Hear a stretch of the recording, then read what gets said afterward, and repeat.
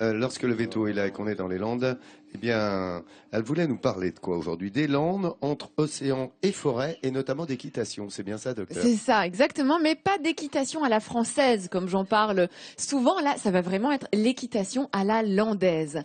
Et c'est à travers le regard de Marie qui a monté son propre poney club. J'insiste bien sur poney club. Elle ne voulait pas un centre équestre. Elle voulait vraiment un poney club avec des poneys landais. C'est une race à part entière, une race autochtone, très peu connue, en voie de disparition, mais elle a voulu lui redonner ses lettres de noblesse. Alors nous allons aller à Saint-Julien-en-Borne, à la rencontre de ces poneys et également d'une Marie très attachante dans son rôle d'ambassadrice du pays landais.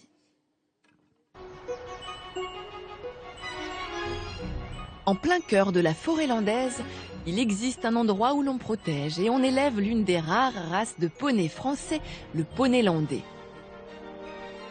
Chaque jour, Marie va nourrir ses bêtes avec un mélange de flocons et d'orge aplatie. Ce petit instant matinal est surtout l'occasion de partager avec eux un moment privilégié. C'est une petite façon de se souhaiter une bonne journée et de les voir, de voir s'ils mangent aussi, parce qu'un poney qui ne mange pas, c'est un poney qui a des soucis. Donc voilà, ça permet de contrôler un petit peu l'état du poney, son fonctionnement et puis sa joie de vivre. De la joie de vivre, il y en a dans ces box, car récemment a eu lieu ici un heureux événement. En effet, Nature, c'est le nom de ce poney, a mis bas il y a un peu plus de 24 heures. Et déjà, la mère adopte avec son poulain un langage spécifique pour les jeunes en émettant des sons bien particuliers. Oh, elle fait des petits comme ça, voilà, des petits bourdonnements qui sont vraiment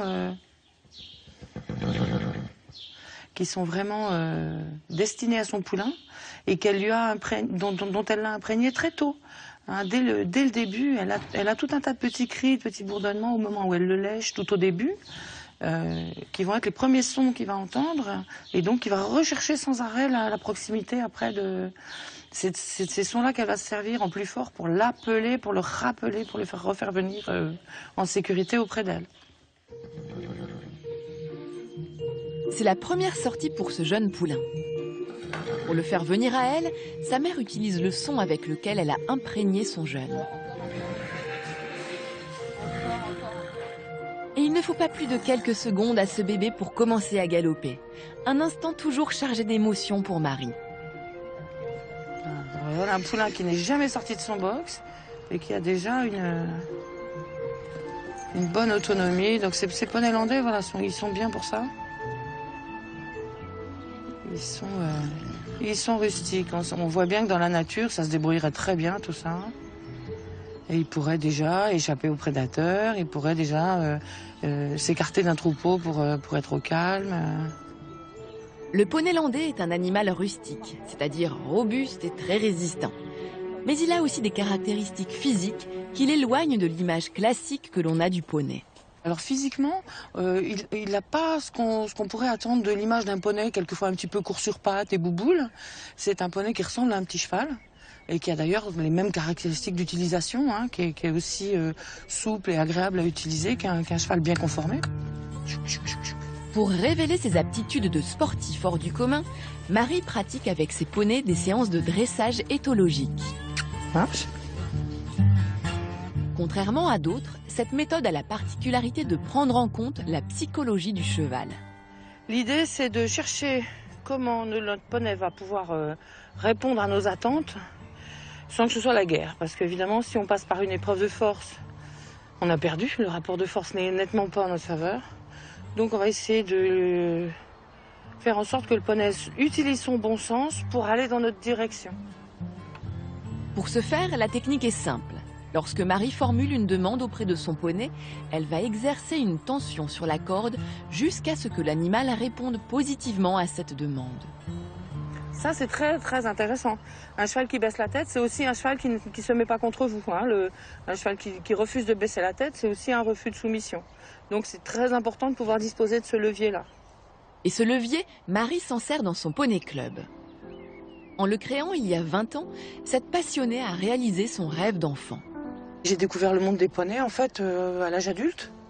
Donc, à l'âge où je ne pouvais plus moi-même être être cavalière poney. Mais je me suis tout de suite dit, c'est ça que j'aurais voulu trouver quand j'étais enfant. Et donc j'ai créé au départ un poney club. J'ai créé le poney club que j'aurais voulu trouver enfant pour monter à poney. Ce poney club compte environ 40 licenciés. Aujourd'hui, c'est à 3 d'entre eux que Marie va transmettre sa passion.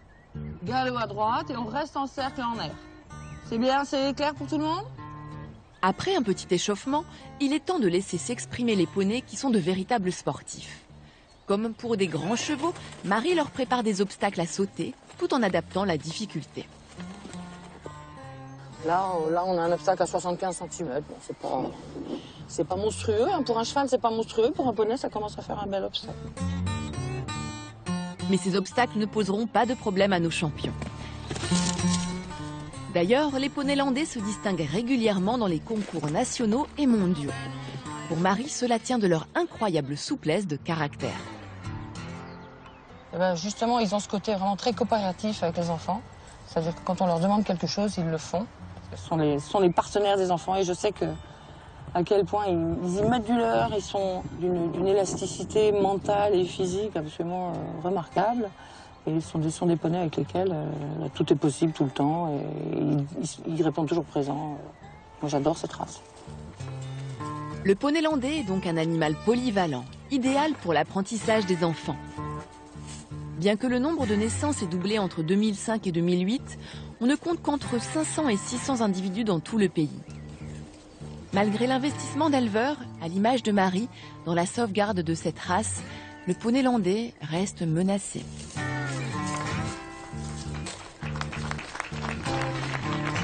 Alors Marie aura réalisé son rêve avec son poney club qui tourne autour du poney landais. Et Marie, je vous ai justement demandé aujourd'hui de venir avec un beau spécimen de poney landais parce que c'est toujours étonnant d'avoir cette appellation poney. Quand on pense à poney, généralement on pense à poney Shetland, on pense à tout petit équidé. Alors que regardez, ici nous avons un poney landais qui mesure 1,35 m au garrot. Alors il ne s'agit pas de double poney, aucunement. Scapin est vraiment un poney. Le double terme de double poney n'existe pas d'ailleurs. C'est une mauvaise utilisation, un mauvais usage. Et le poney, eh bien, va jusqu'à 1,48 m au garrot. Au-delà, c'est le cheval.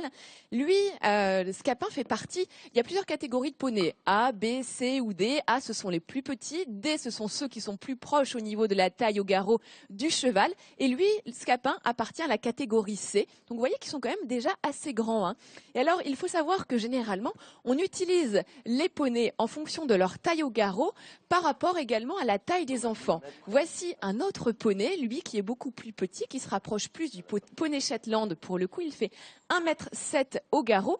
Et alors, il sera monté par des enfants qui auront leur ligne d'épaule qui arrive au même niveau que le garrot de l'animal.